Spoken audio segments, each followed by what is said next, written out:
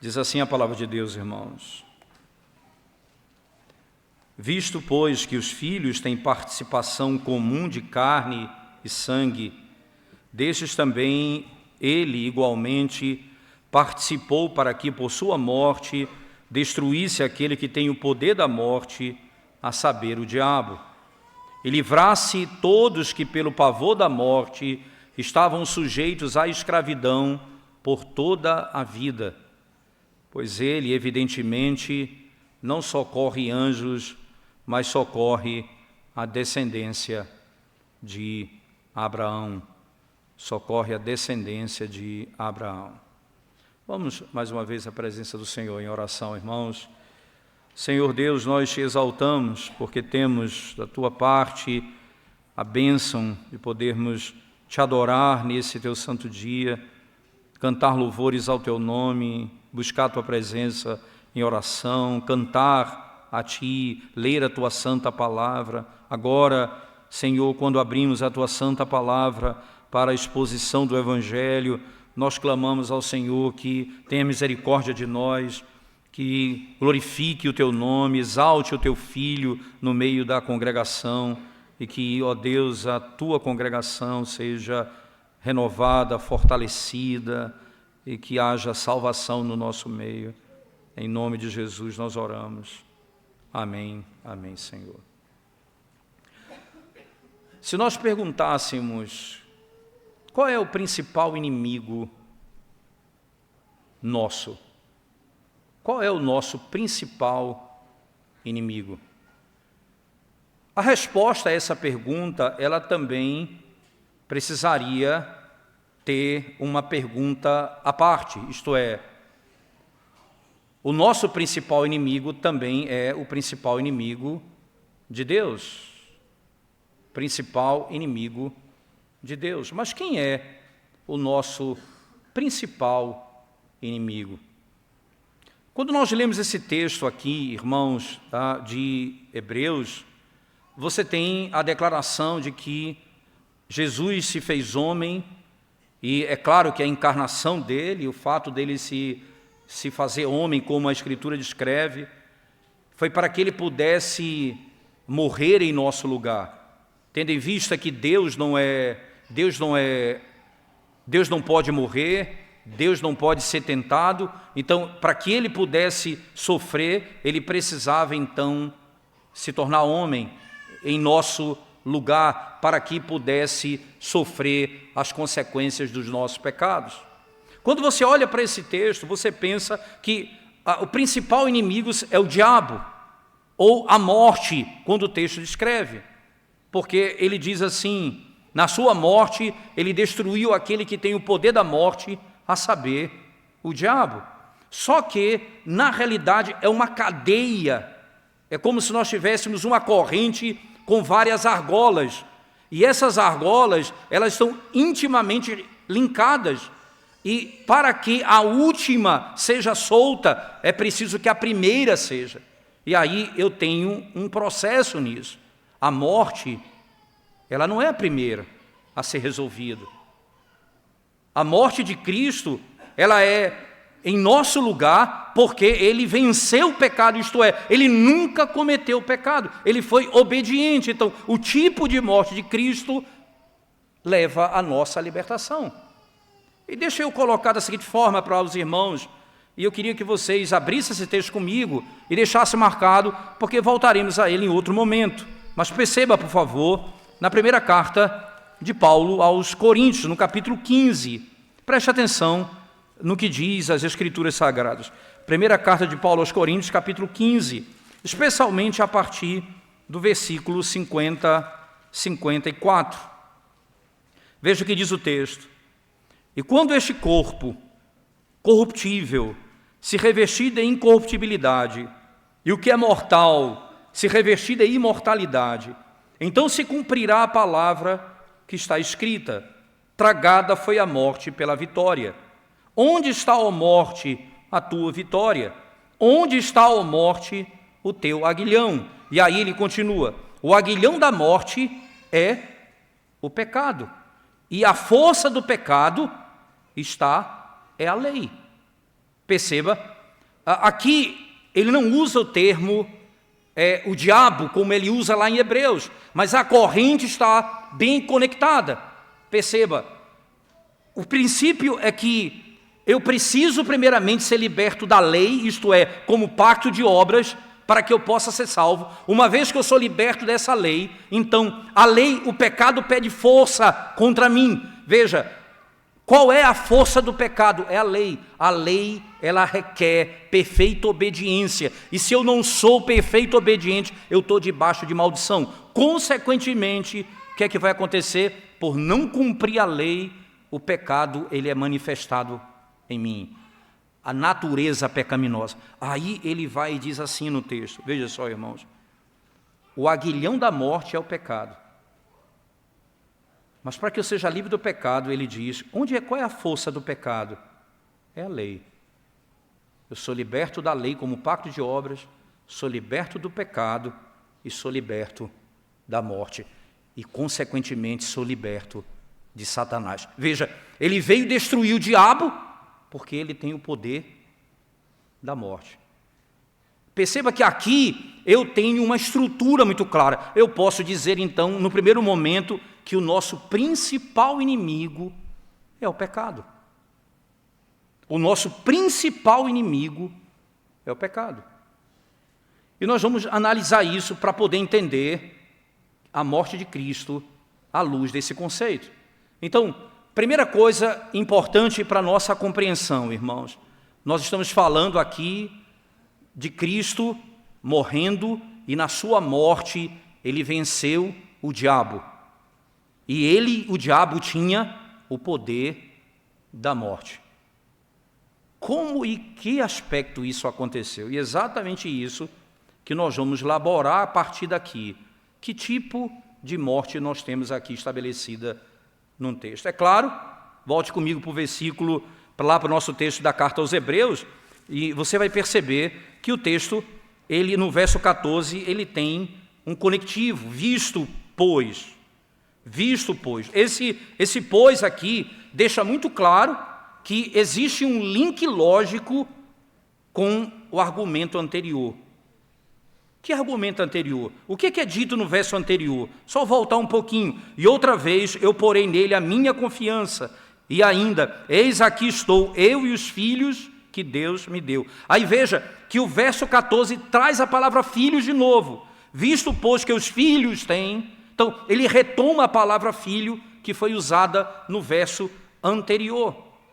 A necessidade e o propósito da encarnação são agora definidos pelo autor da carta aos Hebreus com mais precisão do que antes. Vou repetir, aqui e agora nós temos maior precisão para entendermos a necessidade e o propósito da encarnação de Cristo. Sua intenção já foi declarada anteriormente. Qual é a intenção de Cristo na sua morte? No verso 9 do capítulo 2. Qual é a intenção? Diz lá, vemos todavia aquele que por um pouco, tendo sido feito menor que os anjos, Jesus, por causa do sofrimento da morte, foi coroado de glória e de honra, para que pela graça de Deus provasse a morte por todo o homem.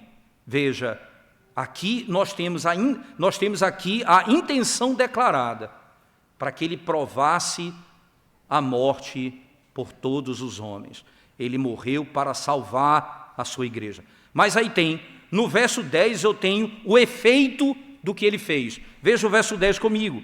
Porque convinha que aquele que por cuja causa e por quem todas as coisas existem, conduzindo muitos filhos à glória, aperfeiçoasse por meio de sofrimento o autor da salvação deles. Qual é o efeito, irmãos? Trazer muitos filhos à glória. Ele morreu pelos seus. Qual o efeito disso? Para trazer muitos filhos à glória. Os versículos 12 e 13, eles vão associar ou adicionar um suporte do Antigo Testamento para essa relação de irmandade entre Cristo e a sua igreja. O caráter genuíno, irmãos, da humanidade de Cristo é agora afirmado de modo inequívoco: carne e sangue.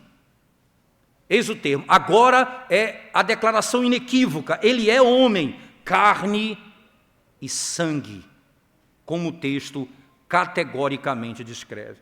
Aqui é um sinônimo comum para a natureza humana. E que os filhos compartilham da mesma natureza. Veja o verso 14.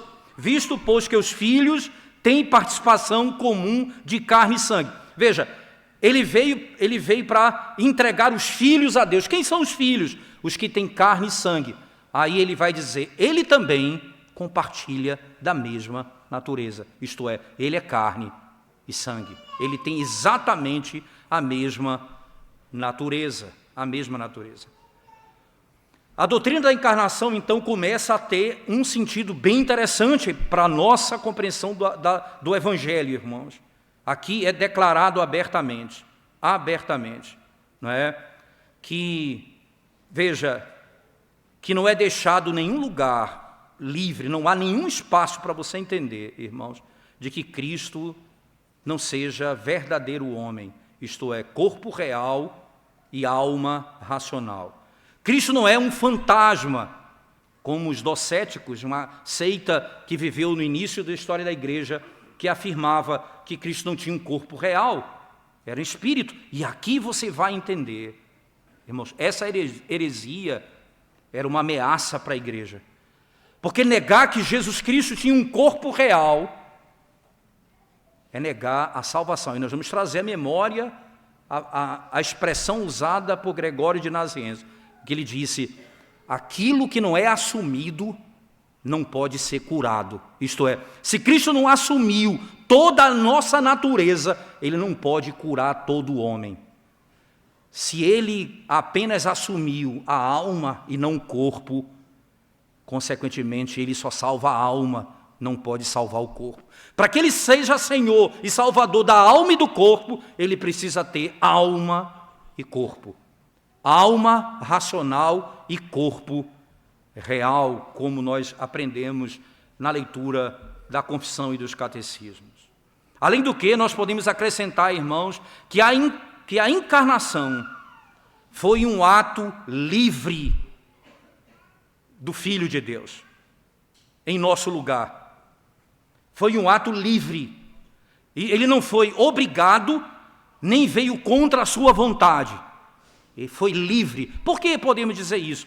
Pelos dois verbos que são usados na sequência do verso 14. Ele diz assim, ele igualmente participou, para que por sua morte destruísse aquele que tem o poder da morte, a saber, o diabo.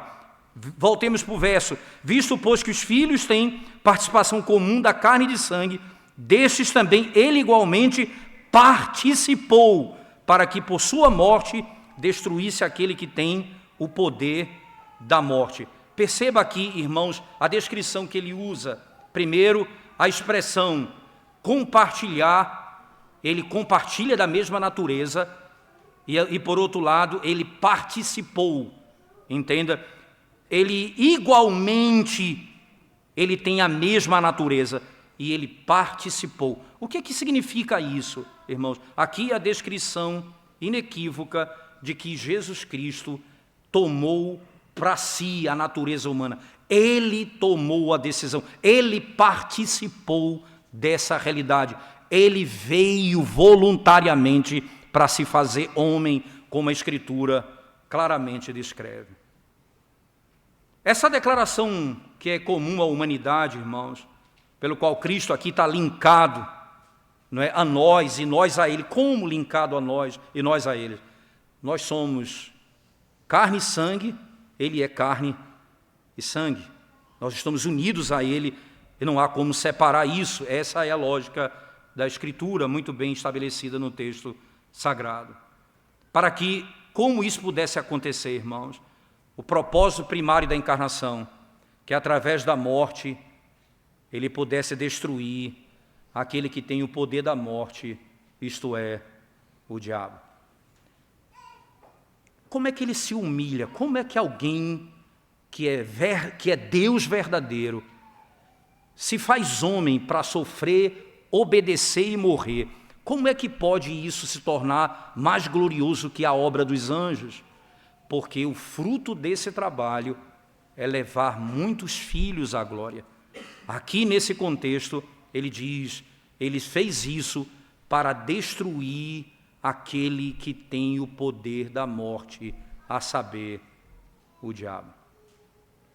Em nenhum lugar, preste atenção nisso, a Escritura vê a encarnação como meio para algum tipo de identificação sentimental ou associação de Deus com os homens. Não pensamos apenas, Deus se fez homem, então há algum tipo de relação sentimental aqui. Não é isso, irmãos. Na realidade, o que você tem aqui no texto é que o propósito da encarnação era especificamente que o Messias pudesse morrer. O propósito da encarnação era para que o Messias pudesse morrer. Ele veio exatamente para esse propósito. Ele participou da carne e do sangue para que ele pudesse ser capaz de provar a morte para a salvação dos filhos que ele veio salvar. Ele veio para esse propósito. Como aquele que se fez homem, encarnado, como o texto diz, Cristo então se tornou capaz de morrer, pronto para esse propósito. E foi a sua encarnação que estabeleceu o estágio, irmãos, ou o local para a realização desse grande drama cósmico que é a crucificação, a morte de Cristo, para que pudesse libertar o seu povo das mãos dos seus inimigos. A morte é o grande destruidor. E aquele que tem a morte, aquele que está debaixo do controle da morte, está debaixo do poder da destruição. Se você está debaixo do poder da morte, você está debaixo do poder destruidor. Como então o sofrimento e morte de Cristo libertaria o homem da tirania da morte? Como isso poderia acontecer? Como é que a morte de Cristo poderia nos libertar dessa escravidão? Veja que a palavra escravidão, ela é usada no verso 15. Ele diz assim: e livrasse todos que pelo pavor da morte estavam sujeitos à escravidão por toda a vida. Como que essa morte poderia fazer isso? Em que sentido o Senhor poderia realizar essa obra por nós? E aqui então nós podemos pensar um pouco mais, irmãos. A morte não é uma esfera que Deus não tem o controle. Quando a Bíblia diz, destruísse aquele que tem o poder da morte, alguém poderia pensar que Deus não tem um domínio sobre a morte, ou que a morte está debaixo do controle de Satanás e ele é quem manda. Não existe uma área nessa vida que Deus não tenha o total domínio sobre ela, até mesmo a morte. Mas em que sentido isso aqui nos é ensinado, irmãos?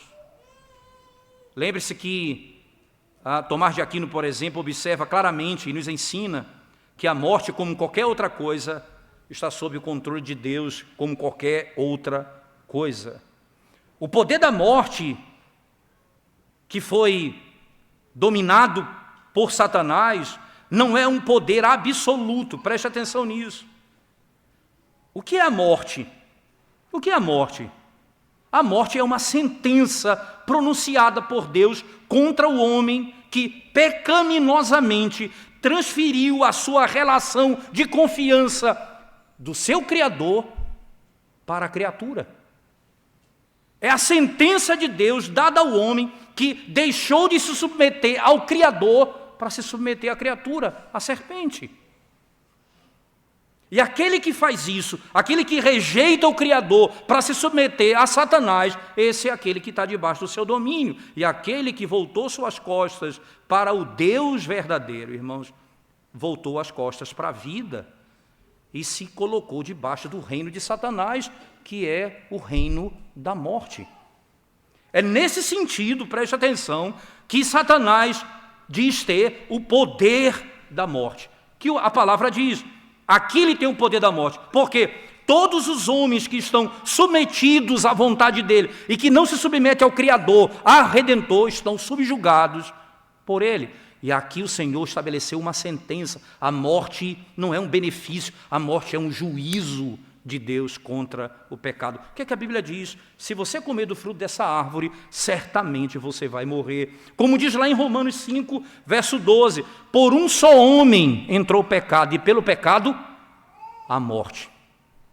E pelo pecado, a morte. Perceba, por que eu comecei dizendo que o nosso principal inimigo é o pecado? Porque a morte, ela é salário do pecado.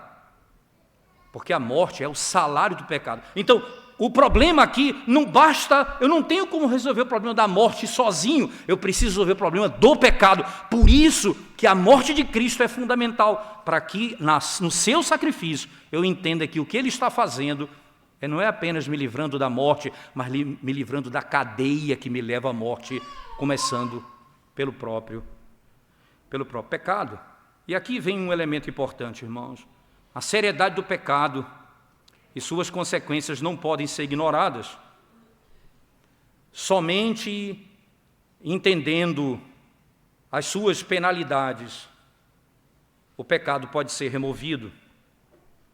O propósito de Deus não pode ser frustrado. O seu amor não é contrário à sua lei. Vou repetir, o amor dele não é contrário à sua lei. Em Cristo, o Filho do homem, somente ele, nós temos ali o Filho obediente que cumpriu toda a lei. Ele morre no lugar do homem que é o transgressor da lei. A justiça e o amor de Deus prevalecem conjuntamente. Perceba, a justiça, ele envia o seu Filho que guarda a lei perfeitamente e que morre para a salvação dos que são incapazes de salvar a si mesmo. Então, o amor e a lei estão intimamente linkados aqui. Deus graciosamente, irmãos, Ele supre as demandas da sua própria lei moral, que o homem falhou e é incapaz totalmente de cumprir ou obedecer. Como diz Paulo aos Coríntios, nosso Deus misericordioso. João Calvino escreve, irmãos, quando o nosso Deus misericordioso, Ele desejou que nós seríamos redimidos, quando Ele planejou que nós seríamos redimidos, Ele mesmo se fez a nossa redenção e o nosso Redentor na pessoa do seu unigênito Filho. Quando Ele decidiu que seria o nosso Redentor e que nós seríamos salvos, Ele fez isso por meio da pessoa do seu Filho Jesus Cristo. Essa é a nossa libertação. A culpa que nos faz dignos da punição foi transferido para o Filho. E nós podemos então, irmãos, acima de tudo, lembrar que essa substituição foi feita para que nós não andemos mais com medo, porque agora o juízo de Deus caiu sobre Cristo. A morte de Cristo por nós foi a vitória contra Satanás. Mas aqui não é o fim da história. Não é o fim da história. Porque Ele ressurgiu dentre os mortos, Ele ascendeu aos céus, Ele foi coroado com glória e honra. Aqui nós temos a certeza, irmãos. A vitória é de Cristo. A vitória pertence a Ele. A morte dele é uma morte específica. Quem é esse que morre? Não é qualquer um que morre. É a segunda pessoa da Trindade. Ela morre em nosso lugar. Deus se fez homem para que pudéssemos ser libertos da escravidão, da morte.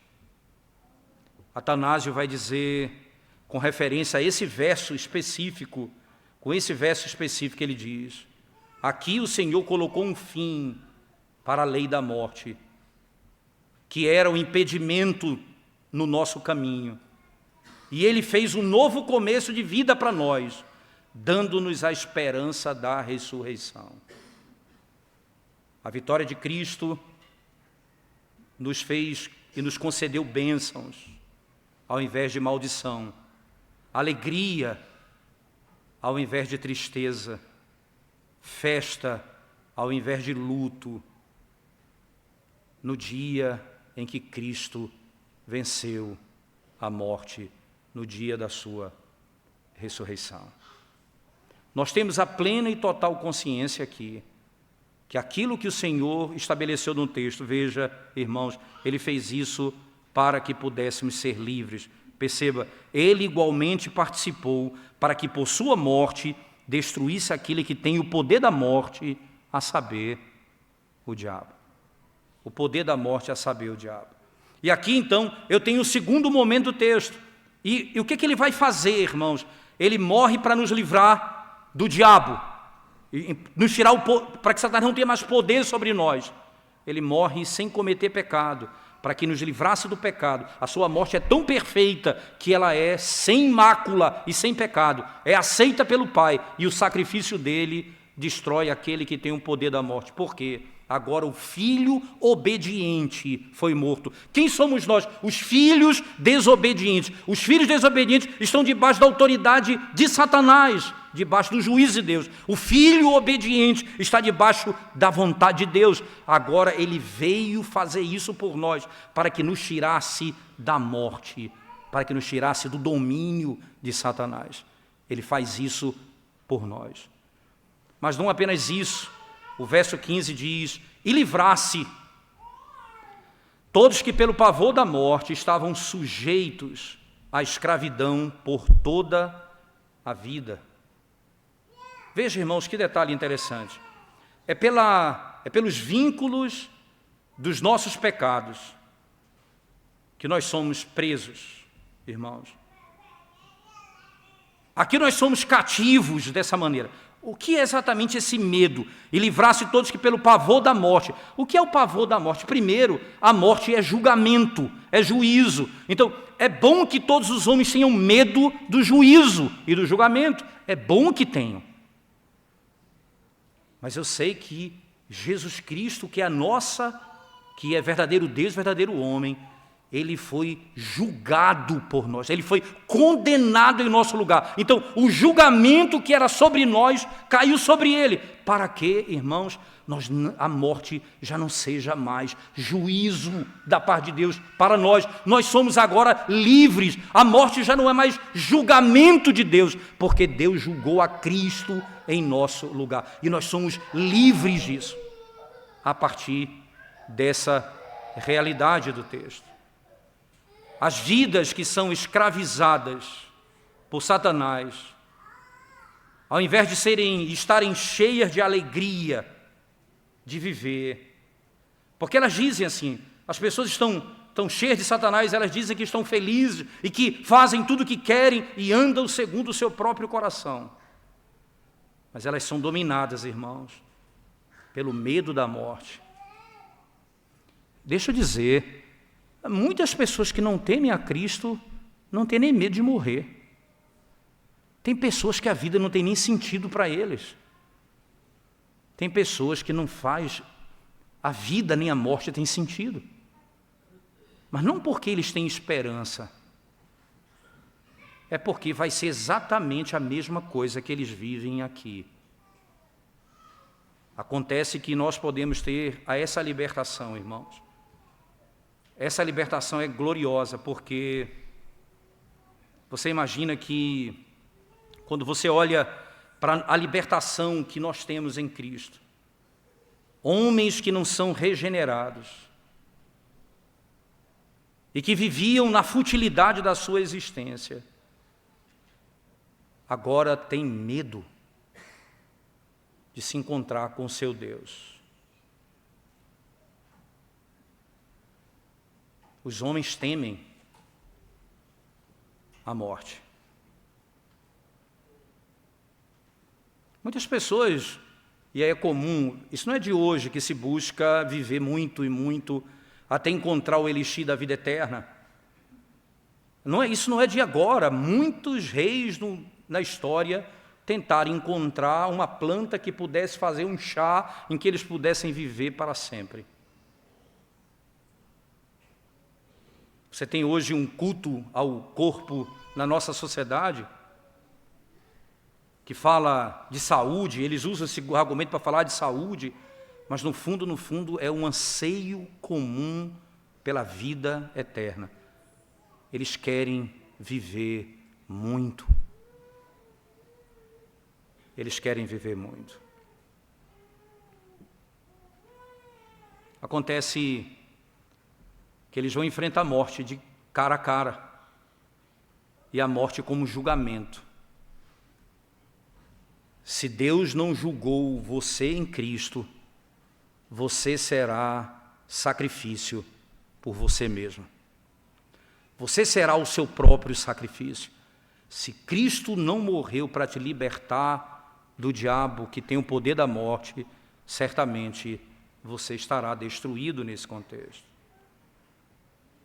O Senhor vai conduzir muitos filhos à glória, e Ele vai fazer isso, irmãos, libertando o povo por meio da sua morte. Ele vai levar muitos filhos à glória.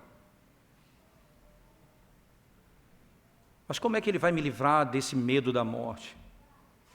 Vou repetir como um princípio para que você deixe gravado no seu coração. Como é que Ele vai me livrar do medo da morte? Primeiro, a morte é julgamento de Deus. Preste atenção nisso. A morte é julgamento de Deus contra o pecado. Uma vez que o julgamento de Deus caiu sobre Cristo, no verso 14, Ele se fez participante para que na sua morte Ele destruísse aquele que tem o poder da morte. Logo, se Cristo recebeu juízo em meu lugar e morreu em meu lugar, eu não tenho mais medo do juízo de Deus. Eu vou morrer e nós vamos morrer, mas nós não mais seremos julgados novamente como nós já fomos em Cristo Jesus. Cristo sofreu por nossa causa. Não há mais necessidade de temer. E as pessoas que tinham medo estavam sujeitas à escravidão por toda a sua vida. Eles tinham medo por toda a sua vida. Aí podemos dizer assim, irmãos, não é? Isso aqui nos faz ainda pensar um pouco, não é? Que quando você olha para o que acontece com a vida daqueles que estão escravizados, nós podemos ainda pensar que se nós vivemos nessa terra, nós estamos em Cristo Jesus, nós não deveríamos temer a morte. Não deveria ser algo real na vida do crente. É claro que muitos vão se angustiar, mas é claro que todos aqueles que estão em Cristo receberão o consolo dessa verdade gloriosa. A morte já não pode mais me destruir, porque aquele que tinha o poder da morte foi destruído na morte de Cristo em meu lugar. Em meu lugar.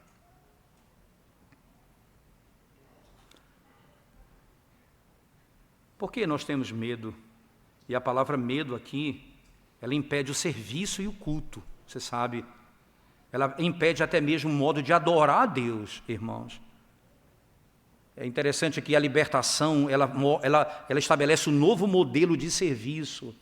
Lembre-se, o livro da carta aos Hebreus, ele vai me conduzir, sabe para onde? Para o Santíssimo Lugar. Ele vai terminar nos seus últimos capítulos, sabe aonde? No Santíssimo Lugar. Isto é, eu vou adentrar no lugar mais terrível, onde o Santíssimo Deus se encontra. E esse Deus vai dizer: achegai-vos, aproximai-vos, adentrem a minha presença, pelo novo e vivo caminho.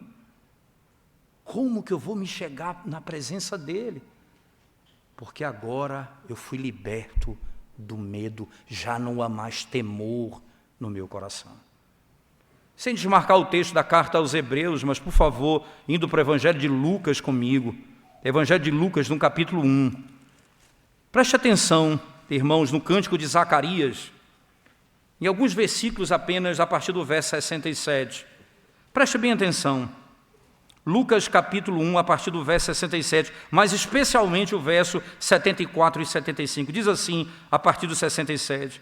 Zacarias, seu pai, cheio do Espírito Santo, profetizou dizendo: Bendito seja o Senhor Deus de Israel, porque visitou e redimiu o seu povo, e nos suscitou plena e poderosa salvação na casa de Davi, seu servo, como prometera desde a antiguidade, por boca dos seus santos profetas, para nos libertar dos nossos inimigos e das mãos de todos os que nos odeiam, para usar de misericórdia com os nossos pais e lembrar-se da sua santa aliança e do juramento que fez a Abraão, nosso pai, de conceder-nos que, livres das mãos de inimigos, o adorássemos sem temor.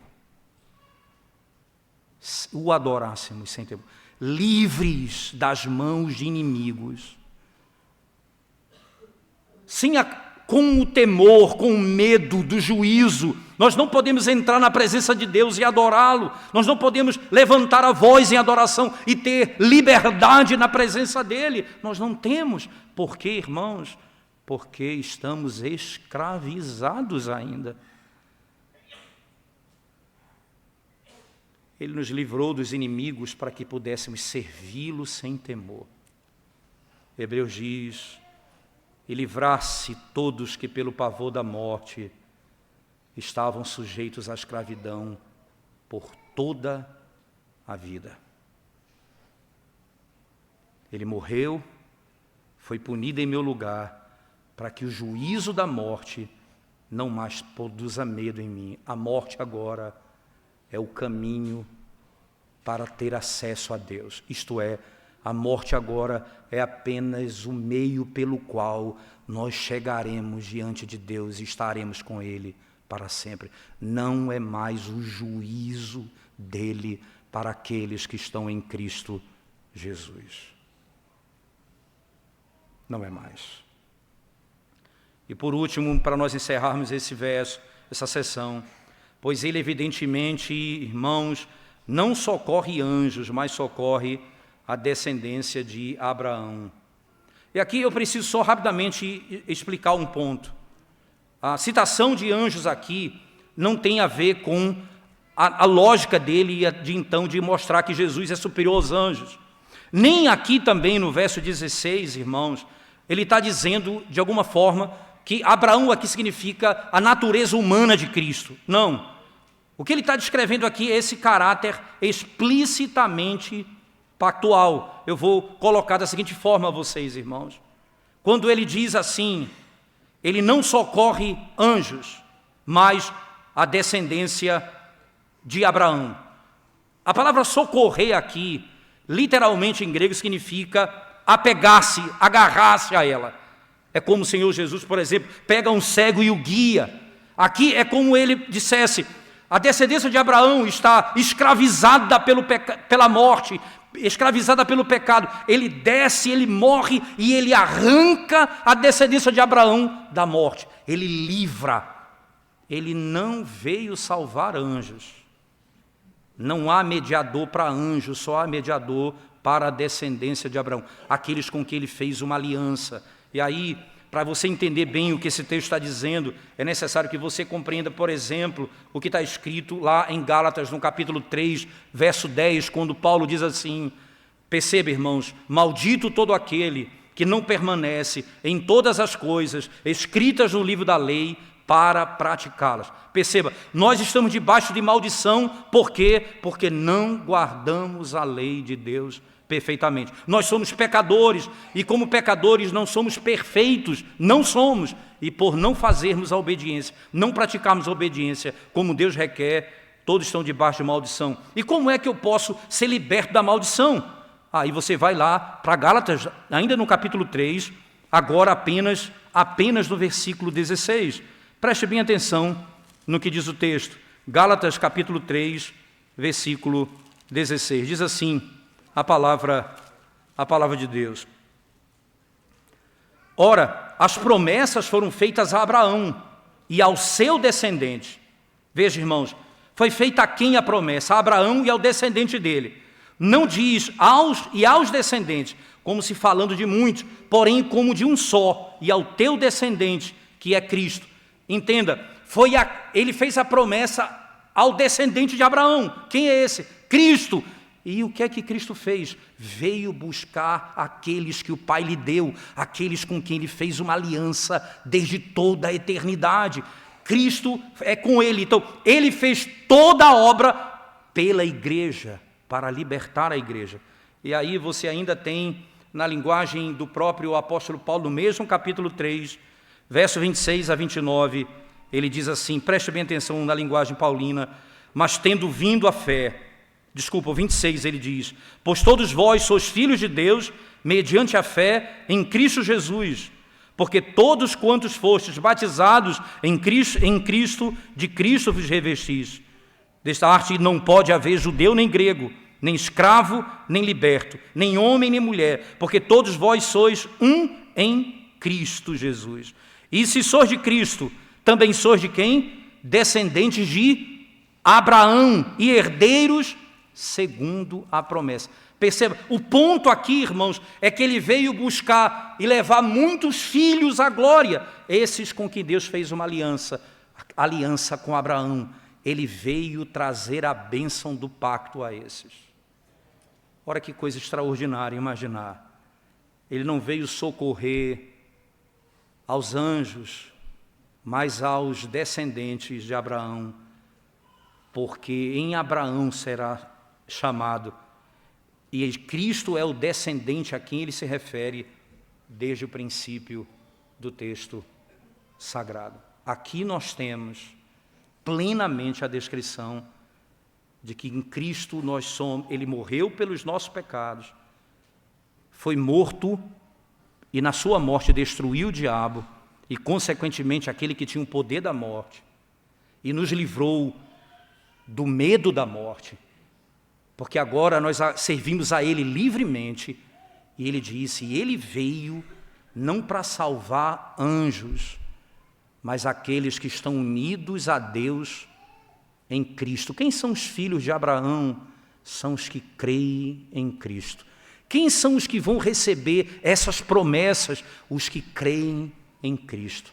São esses os que vão ser plenamente redimidos pelo Senhor.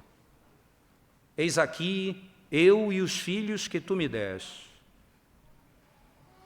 Ele vai dizer mais, eu os libertei da escravidão e da morte. Aqueles que receberam a Cristo e creram em seu nome, foi dado a esses o poder de serem chamados filhos de Deus. Filhos de Deus. Perfeitamente. A morte que nos livra do medo da morte. Porque agora ela não tem mais poder sobre nós.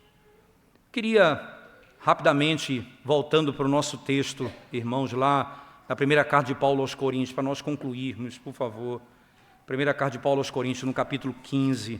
Preste bem atenção à linguagem usada pelo apóstolo Paulo. Diz o texto a seguinte verdade, 1 Coríntios 15, verso 55, ele diz, onde está, ó morte, a tua vitória? Onde está, ó morte, o teu aguilhão?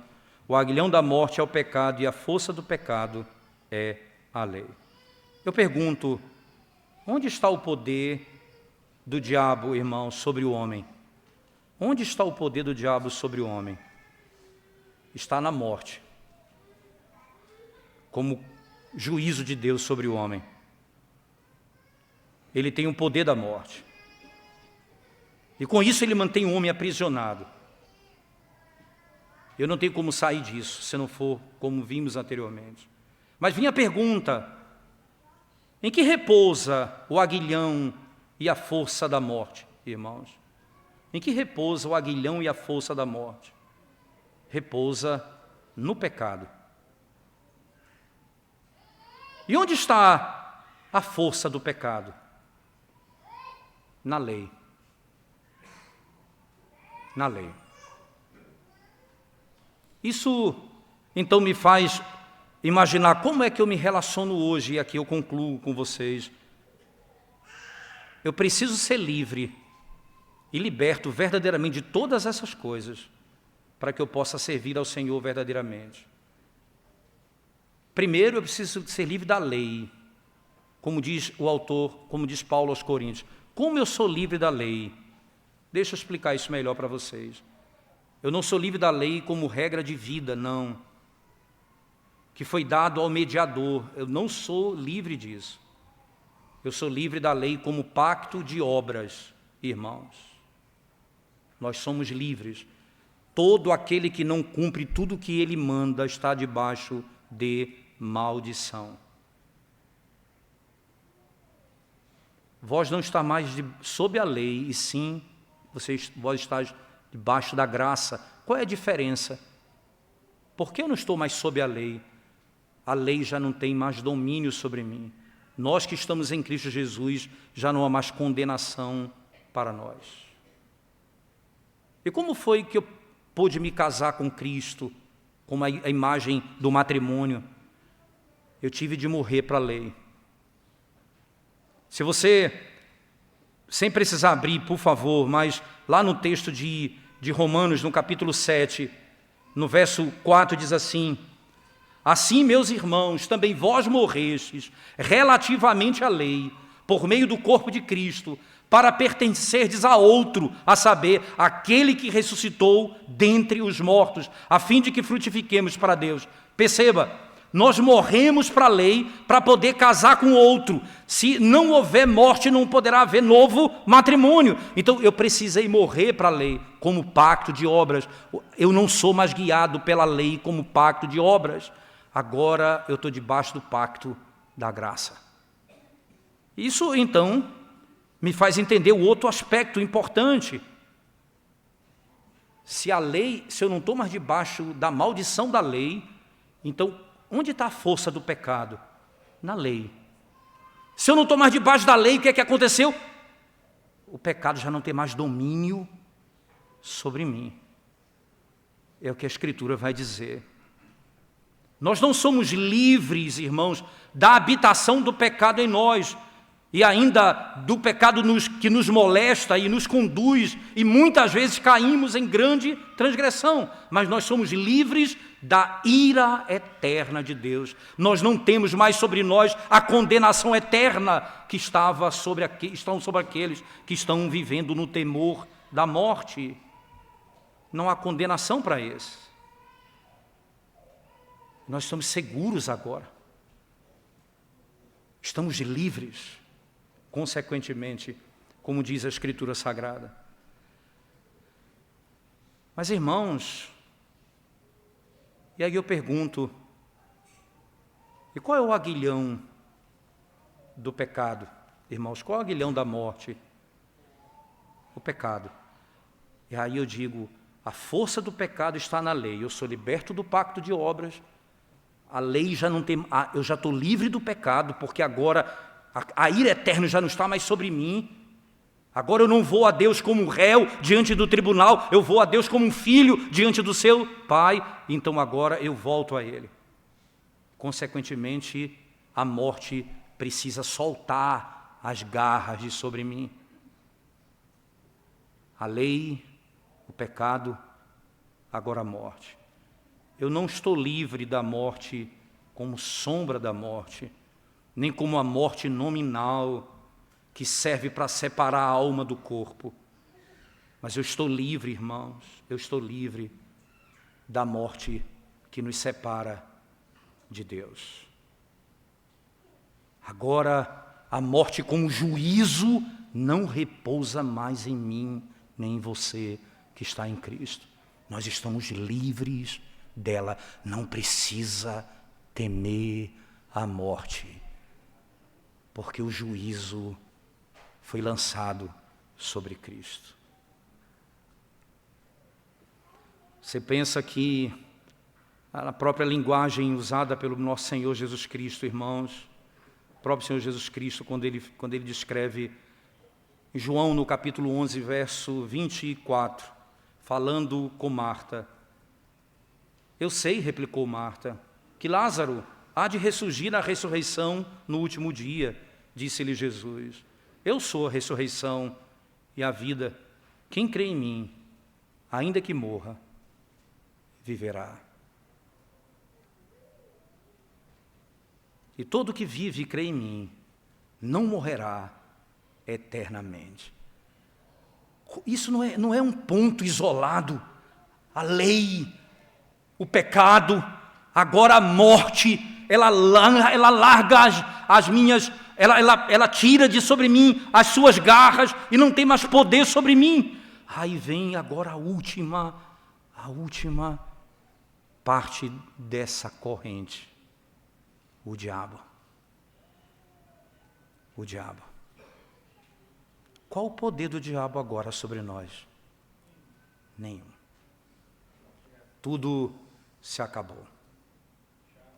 Embora ainda sejamos molestados por ele nessa vida, embora ainda estejamos debaixo do poder dele em algum aspecto, nós não estamos mais debaixo do domínio dele, nós não somos mais escravos do diabo, ele não pode mais nos atormentar, não vivemos mais no mundo das trevas, nós somos perdoados pelo Senhor. O Deus da paz, logo, logo, esmagará debaixo dos vossos pés todos os vossos inimigos, a serpente.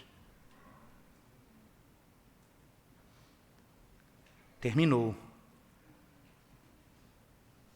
Carne e sangue me livrou de tudo aquilo que me escravizava. Agora eu posso servir a Deus sem medo. Eu posso viver sem medo. Eu posso andar sem medo. Porque o pior que a morte pode fazer conosco é que quando fecharmos os olhos aqui, veremos o Senhor face a face. Estaremos com Ele para sempre. Para todo sempre. Eu amo, e eu queria tanto que vocês amassem os catecismos. Eu espero que a igreja tenha prazer em ler os catecismos da nossa igreja. O catecismo é tão prático e tão piedoso. Quando ele diz assim, na nossa morte, nós que estamos em Cristo, nós somos aperfeiçoados instantaneamente. Estaremos diante do Senhor e nunca mais pecaremos contra Ele.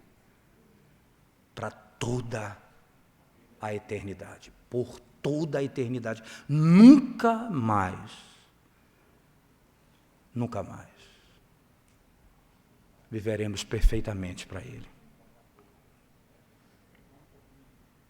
Na sua morte, Jesus libertou os seus filhos, libertou do diabo que tem o poder da morte. Quem é o seu principal inimigo? O pecado. Jesus nos libertou de todos os nossos inimigos e nos pôs em liberdade. Se Ele te libertou, verdadeiramente, você é livre. Vamos curvar nossa cabeça e orar ao Senhor nesse momento, irmãos. Senhor, nós te bendizemos nessa noite por Tua gloriosa verdade e o Teu Evangelho tão poderoso, que nos assegura das bênçãos, todas elas conquistadas em Cristo Jesus. Ó Senhor, quanto mais Te conhecemos, mais Te amamos, mais temos esperança em Ti, mais o nosso coração encontra conforto nessa vida de sofrimento. Que a graça e o poder do Teu Evangelho traga salvação à Tua igreja, e traga conforto aos de alma aflita. É o que Te pedimos, em nome de Jesus. Amém. Coloquemos-nos de pé, irmãos, cantemos ao Senhor.